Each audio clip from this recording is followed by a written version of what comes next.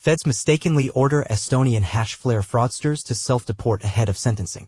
Ivan Turogin and Sergei Potapenko ran a crypto mining Ponzi scheme that defrauded investors around the world of more than $575 million.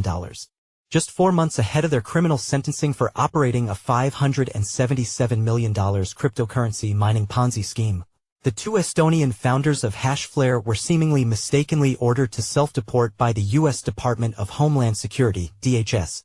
An instruction that directly contradicted a court order for the men to remain in Washington state until they are sentenced in August.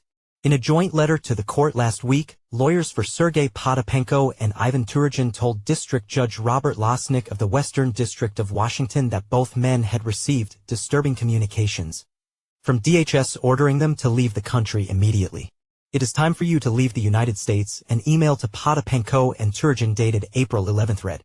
DHS is terminating your parole. Do not attempt to remain in the United States. The federal government will find you. Please depart the United States immediately.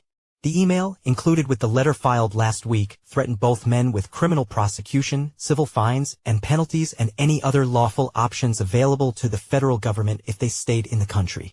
It resembles emails that undocumented immigrants and U.S. citizens alike have received over the past few days. Ironically, Potapenko and Turogin are not in the U.S. of their own volition. They were extradited from their native Estonia at the request of the U.S. Department of Justice in 2022 on an 18-count indictment tied to their HashFlare scheme. Though they initially pleaded not guilty to all charges, in February they both pleaded guilty to 1 count of conspiracy to commit wire fraud, which carries a maximum sentence of 20 years in prison, and agreed to forfeit over $400 million in assets. They have both been in the Seattle area on bond since last July. Although there is nothing Ivan and Sergei would want more than to immediately go home, they understood that they are also under court order to remain in King County, wrote Mark Binney, a partner at Reed Smith LLP and lead counsel for Potapenko, wrote in the pair's joint letter to the court. Binney did not respond to CoinDesk's request for comment. In his letter, Binney said DHS's emails had caused both Potapenko and Turogin significant anxiety. We and our clients have all seen recent news.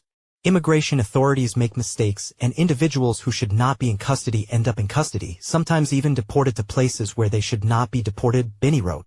6 days after Binney's letter to the judge, the DOJ filed its own letter with the court saying that prosecutors had coordinated with DHS's Homeland Security Investigations (HSI) Division and secured a year-long deferral to the self-deportation order. This should provide ample time for the sentencing to take place, the prosecution's letter said. DHS did not respond to CoinDesk's request for comment. Potapenko and Turogin are slated to be sentenced on August 14th in Seattle. Their lawyers have said that they will request to be sentenced to time served, meaning no additional time in prison, and to be sent home to Estonia immediately. On the news team at CoinDesk, Cheyenne focuses on crypto regulation and crime. Cheyenne is originally from Houston, Texas. She studied political science at Tulane University in Louisiana. In December 2021, she graduated from CUNY's Craig Newmark Graduate School of Journalism, where she focused on business and economics reporting. She has no significant crypto holdings.